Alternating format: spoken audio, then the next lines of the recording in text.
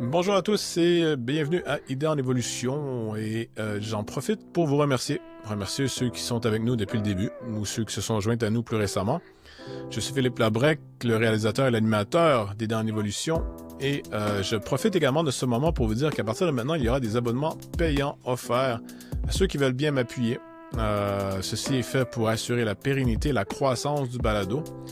Donc, on est à cette étape là, de l'évolution, d'idées en évolution, si je peux dire. Donc, merci d'avance à ceux qui voudront se joindre à moi dans cette aventure et m'aider à faire croître le balado. Pour ceci, vous pouvez cliquer sur le bouton « Se joindre » au sein même de YouTube ou le bouton « Buy me a coffee » ou le lien plutôt « Buy me a coffee » qui sera inclus dans la description. Merci d'avance encore une fois et maintenant, à l'entretien. Parlons d'immigration, justement. À la lecture du livre, j'ai eu la perception, en gros, qu'on faisait mieux, si on peut dire, au Québec. Qu'il y avait une meilleure intégration, meilleure tolérance, des relations plus cordiales. Vous avez dit une mixité sociale dans des quartiers que le reste du Canada n'a pas. Et pourtant, si on se fie aux médias, j'allais dire anglo-canadiens, mais pas que, là, au Québec aussi, ça serait l'inverse. C'est le reste du Canada qui réussirait mieux l'accueil, l'intégration économique, culturelle et autres des immigrants. Comment expliquer cette différence? Ben, c'est justement la différence entre l'identité narrative, ce qu'on se raconte, puis l'identité réelle. On revient encore une fois à Paul Ricoeur. Puis je dirais aussi que, première chose, c'est on intègre mieux l'immigration. Je pense que c'est québécois de dire ça.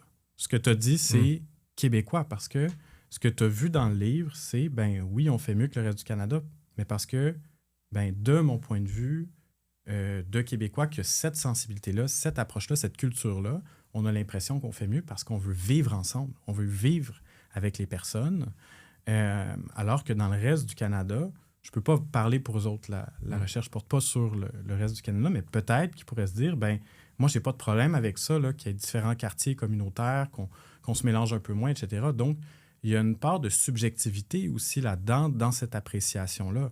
Ensuite, c'est justement l'élément, c'est qu'au Québec, il y a clairement une espèce, moi, c'est ce que j'appelle une genre de convergence naturelle. Ça ne veut pas dire que c'est une assimilation puis qu'on est tous ensemble en même temps puis tout pareil, là.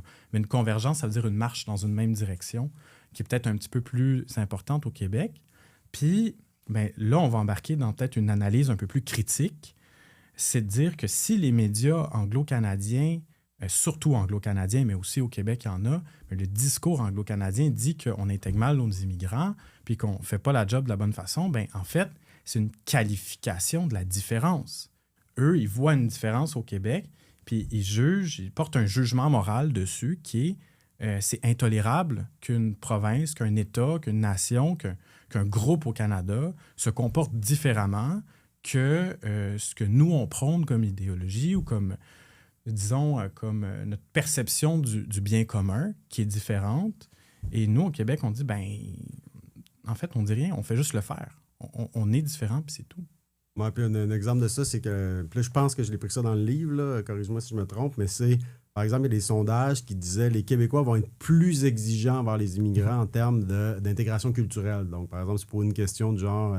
est-ce que les immigrants devraient ressembler aux Québécois sur le plan culturel? Bon, ce genre de questions-là, les taux de réponse positive sont plus élevés au Québec que dans le reste du Canada. Fait que là, il peut avoir effectivement un regard moral là-dessus de dire, ben voilà, c'est de l'assimilationnisme, c'est mal, donc il y a des problèmes d'immigration au Québec, puis là, bon, il y a toutes sortes de jugements de valeur qui peuvent en résulter. Mais il y a d'autres interprétations possibles de dire, oui, peut-être qu'au Québec, on est un petit peu plus exigeant, mais il y a un contexte démographique qui l'existe. Puis par ailleurs, ben, il y a aussi des bénéfices. Il y a aussi, on parlait de statistiques qui sont positives pour les immigrants. Donc, il y a peut-être plus d'exigences, mais en même temps, autrement dit, c'est peut-être donnant-donnant. Peut-être qu'on en exige plus, puis qu'on en donne un peu plus, puis que dans d'autres provinces, ben, c'est un petit peu plus vivre et laisser vivre. Donc, moins d'exigences, mais peut-être aussi que ça donne des résultats qui ne sont pas nécessairement envieux à certains égards dans le reste du Canada. Fait que je pense que ça peut répondre en partie à la question.